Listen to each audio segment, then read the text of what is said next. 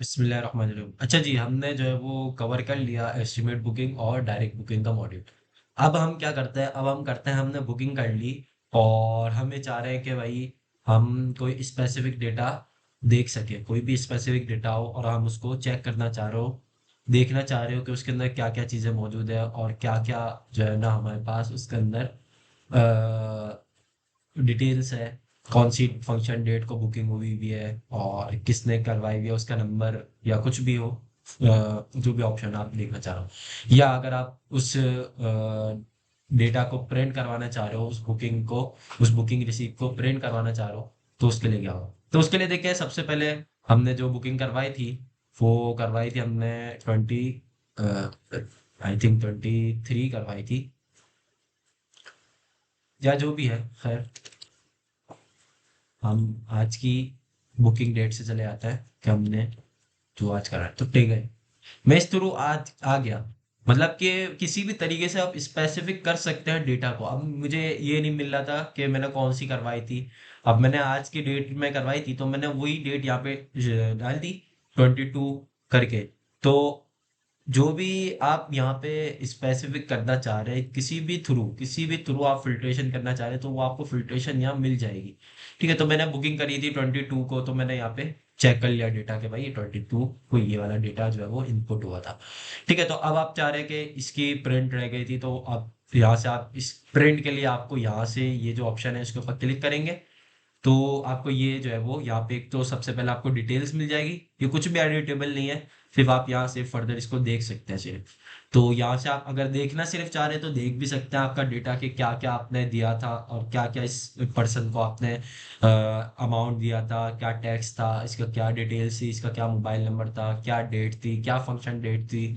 तो सारी चीज़ें आप देख सकते हैं। और अगर आप प्रिंट करना चाह रहे हैं तो आप प्रिंट का बटन है, प्रिंट के ऊपर क्लिक करेंगे और प्रिंट भी आप निकाल सकते हैं दोबारा से।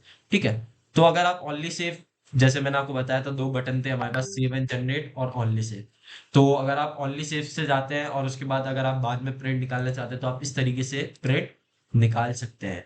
ठीक है, उसके बाद हम बकाया तीन ऑप्शन पे आते हैं। तो अगला ऑप्शन हमारे पास यहाँ पे देखिए पेंसिल टाइप एक बना हुआ है, वो एडिटेबल का। मतलब अगर आपको कुछ अपडेट करना हो, कुछ भी अपडेट करना हो किसी भी थ्रू, मतलब अगर आप नेम अपडेट करना चाह रहे हो, कोई भी चीज़ अपडेट करना चाह रहे हो, हत्ता के फंक्शन डेट भी आप अपडेट कर सकते हैं। लेकिन अगर वो फंक्शन डेट जो अपडेट करेंगे, उसका जो न्यू फंक्शन डेट डालेंगे, अगर वो बुकिंग नहीं हुई भी होगी और तो वो अपडेट हो जाएगी। और अगर उस डेट पे बुकिंग हुई भी होगी तो वो सॉफ्टवेयर आपको डिटेक्ट करता रहेगा कि भाई इस डेट पे बुकिंग हुई हुई है, तो आप इसको बुकिंग नहीं करवा सकेंगे।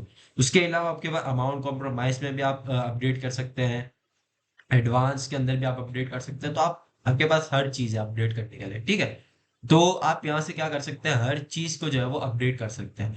ठीक है, तो यहाँ से आप कुछ भी अपडेट करना चाहें तो वो आप कर सकते हैं। जैसे अगर आपको अमाउंट कॉम्प्रोमाइज के अंदर अपडेट करना है, आपको अमाउंट कम करवाने हैं, तो आप यहाँ अमाउंट कम कर सकते हैं। जैसे आपने कर दिया 4,80,000 कर देते हैं। ठीक है, तो वो अमाउंट क्या हो गया, रिड्यूस हो गया। उसी तरीके से जिस तरीके से सारी चीजें हो गई यहाँ पे, 4,80,000 यहाँ पे अमाउंट, टोटल अमाउंट ये आ गया, और 1,20,000 तो 360 बन गया आपका। ठीक है, तो इस तरीके से आप अपडेट कर सकते हैं। आपने कह दिया भाई ये इंक्लूड करवा दो, तो ये इंक्लूड हो गई। ठीक है, अब आप चाह रहे हैं कि ये जो 10,000 है ये 10,000 ना हो, ये 1,000 हो जाए, तो ये 1,000 हो गई। अगर आप चाह रहे हैं कि 12 MB जगह 1 AM हो जाए तो ये 1 MB हो गई। ठीक है, इसी तरीके से अगर आप अपडेट करना चाह रहे हैं डेट को, तो डेट अगर आप वैसे रखना चाह रहे हैं जो 27 जो कि बुक है, तो वो आपको बता देगा कि फंक्शन इज बुक। लेकिन अगर आप चाह रहे हैं कि भाई जो है वो 23 थी, तो 23 ही आ जाए, या अगर आप कोई चेंज करना चाह रहे हैं तो चेंज कर सकते हैं। ठीक है, जैसे हमने कहा दिया 26 को फ्राइडे वाले दिन पे हो जाए, तो इस तरीके से आप हर चीज चेंज कर सकते हैं। अच्छा, एक और चीज, अगर आप इसको चेंज करते हैं इस फंक्शन डेट को, और जो इस डेट पे जो बुकिंग हुई हुई होगी, मतलब जो लास्ट टाइम जो बुकिंग हुई हुई होगी, तो वो सारे, अगर एस्टिमेट के लिए वो सारे ऑप्शन खुल जाएंगे। मतलब उस डेट पे जो है वो एस्टिमेट आप फिर ले सकेंगे। मतलब वो जो पिछली डेट होगी वो आपकी ओपन हो जाएगी फॉर बुकिंग के लिए। फॉर बुकिंग के लिए इसमें मुराद दिया है कि अगर कोई एस्टिमेट के लिए आता है या कोई बुकिंग के लिए आता है तो उस डेट को जो है बुकिंग आपकी ओपन हो जाएगी। जो लास्ट डेट आपने जो अपडेट कर दी है इसके अंदर से जो लास्ट आपके पास मौजूद होगी। तो इस बात का भी मैं आपको बताता चलूँ कि ये सारा फंक्शन इस सॉफ्टवेयर के अंदर मौजूद है। मतलब लास्ट जो डेट थी वो भी वो ओपन हो जाएगी फिर, क्योंकि दूसरी डेट चेंज हो गई ना यहाँ। तो डेट क्या हो गई, चेंज हो गई, तो फिर इस डेट पे बुकिंग हो जाएगी। अब फिर ये वाली डेट जो है लॉक हो जाएगी और वो वाली डेट क्या हो जाएगी, ओपन हो जाएगी, जो लास्ट डेट होगी। तो हमने क्या कर दिया, ये सारी चीजें अपडेट कर दी। अपडेट करने के बाद अब देखें ये भी 26 भी जो है वो ऑलरेडी बुक है, तो 26 भी इसने बता दी। तो हम क्या चले जाते हैं, 28 पे चले जाते हैं। तो 28 बुक नहीं है, तो 28 अब इसमें क्या हो जाएगी, 28 बुक हो जाएगी और इसकी जो लास्ट थी वो ओपन हो जाएगी अब सबकी। ठीक है, तो आप ओके करेंगे तो ये अब 22 थी तो 22 वाली हट जाएगी। और यहाँ से आप चले आए और 20 कामरान मलिक। तो अब क्या करेंगे, अब अगर आप इसका प्रिंट निकालना चाहें, जैसे अब आपने एडिट कर दिया, अब एडिट के बाद उसने प्रिंट का ऑप्शन नहीं दिया, तो अब आप क्या करेंगे कि उसके फंक्शन डेट से चले जाएंगे। फंक्शन डेट से चले गए या नाम से चले जाएंगे।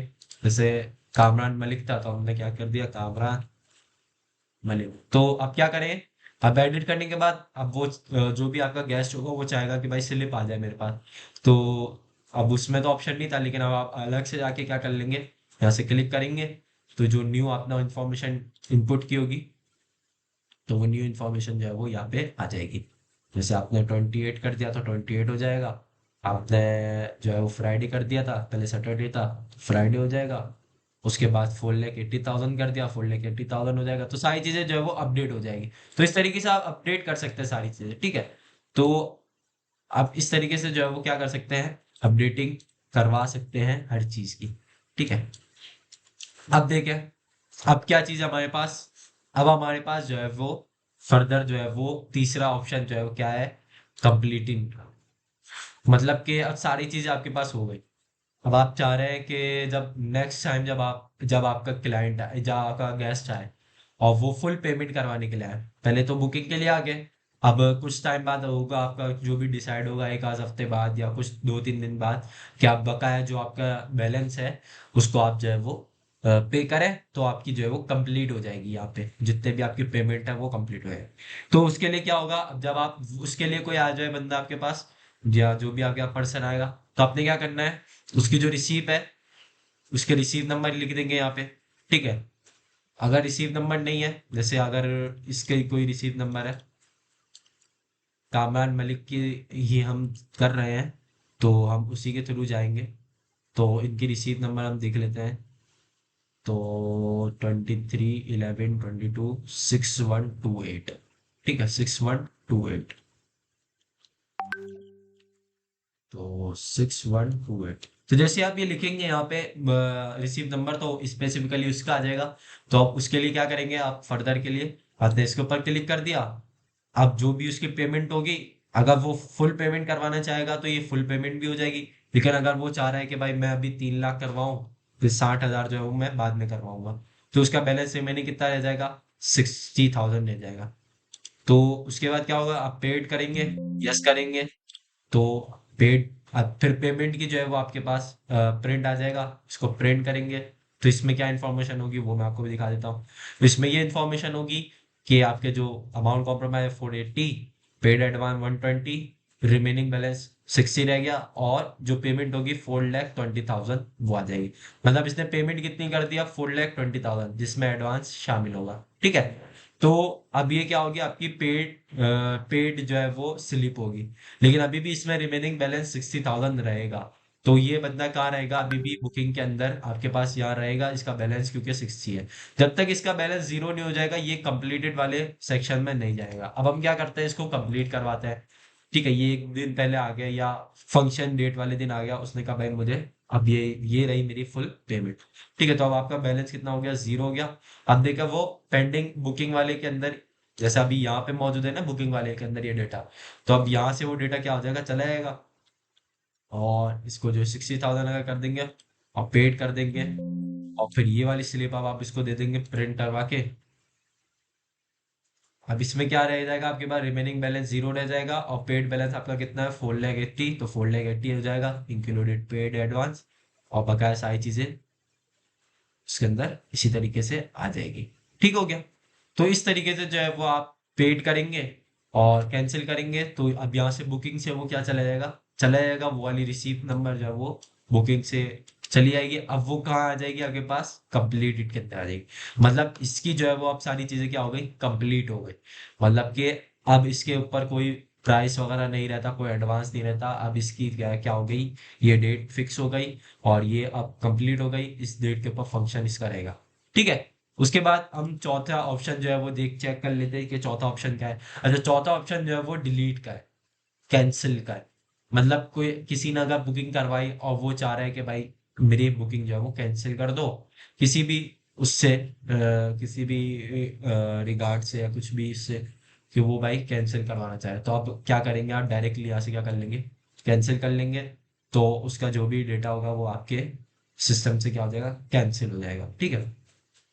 अच्छा, अगर आपके पास ये है कि भाई आपके पास ये सिस्टम आपका है कि अगर वो कैंसिल करवाए और फिर बाद में जो है वो उसको दोबारा लेकर आए, कि भाई वो चाहे कि भाई मेरे जो है वो सिस्टम में डेटा रहे, आपके पास डेटा रहे, और मैं बाद में ये बुकिंग करवाना चाहूँ, तो आप क्या करेंगे कि उसकी जो है वो यहाँ से अपडेट में चले जाएंगे, और उसकी जो बाद वाली डेट होगी, जो भी वो एक्सपेक्ट चाह रहा होगा, तो वो वहां से आप क्या कर लेंगे, उसको अपडेट कर लेंगे।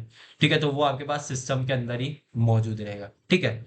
लेकिन अगर वो चाह रहे हैं कि भाई बस मेरा जो है वो खत्म हो गया, मैं मतलब जो भी उनकी सेरेमनी है वो नहीं होनी चाह रही अब आपके लॉन के अंदर या आपके बैंक्वेट के अंदर, तो फिर आपने क्या कर देना है, इसको डिलीट कर देना है। तो फिर ये आपके सिस्टम से डेटा क्या हो जाएगा, डिलीट हो जाएगा। और ये डिलीट होके फिर आपके पास कहाँ चला जाएगा, ये कैंसल्ड के अंदर आ जाएगा। मतलब आपके सिस्टम में डेटा मौजूद रहेगा, और कैंसिलेशन के अंदर यहाँ पे आपके आ जाएगा अफान मलिक का, जैसा हमने किया था। तो ये अफान का जो भी होगा गैस, उसका डेटा यहाँ पे आ जाएगा। अब जब वो बाद में आएंगे और वो चाहेंगे कि भाई मेरा जो डेटा था वो अब मैं बुकिंग दोबारा कराना चाह रहा हूँ, तो उनका जो बैलेंस है वो यहाँ पे आ जाएगा, शो हो जाएगा। ठीक है। तो फिर उसमें आप जो है वो उनसे कॉम्प्रोमाइज करवा के जो भी आपका स्लिप वगैरह आपने जो भी दी हुई होगी उनकी बुकिंग, वो देख चेक कर लेंगे। और फिर आप उनके क्या करेंगे, फिर अगर वो दोबारा बुकिंग करवाना चाह रहे हैं तो आप डायरेक्ट बुकिंग में आ जाएंगे, और उसी के थ्रू जैसे आपने स्लिप दी थी उसके थ्रू आप डेटा यहाँ पे इनपुट कर लेंगे, और जो भी आपकी फंक्शन डेट होगी वो यहाँ पे आप इनपुट करवा सकते हैं। ठीक है। तो वो कैंसिलेशन का डेटा भी आपके पास यहाँ मौजूद रहेगा। उसके बाद हम देख लेते हैं, हमने बुकिंग के चारों ऑप्शन देख लिए, जिसमें फर्स्ट जो है वो आप प्रिंट का है, सेकंड अपडेट का पूरा मैंने आपको बता दिया, थर्ड आपका कंप्लीशन का आ जाएगा, मतलब पूरी पेमेंट के लिए जैसे एडवांस के बाद पेमेंट जो रह गई वो बकाया वो दिखा दी, और कैंसिलेशन का मैंने आपको सब बता दिया इसके अंदर। ठीक है। और कैंसिल का जो डेटा है वो यहाँ शो हुआ। अच्छा, फिर अब हम आ जाते हैं कंप्लीशन के अंदर। ठीक है। अब हम क्या देख लेते हैं, कंप्लीटेड का देख लेते हैं। ठीक है। तो इसके लिए मैं नेक्स्ट वीडियो में मैं आपको बताऊंगा कि कंप्लीटेड का किस तरीके से इसके अंदर सॉफ्टवेयर के अंदर सिनेरियो मौजूद है। ठीक है।